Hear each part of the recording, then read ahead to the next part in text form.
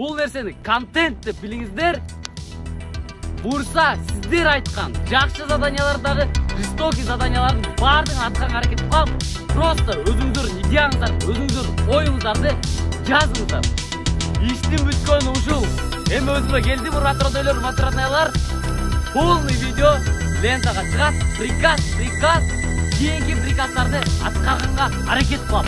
Номер 1 блогер болгондон кийин номер 1 контенттер жакшы.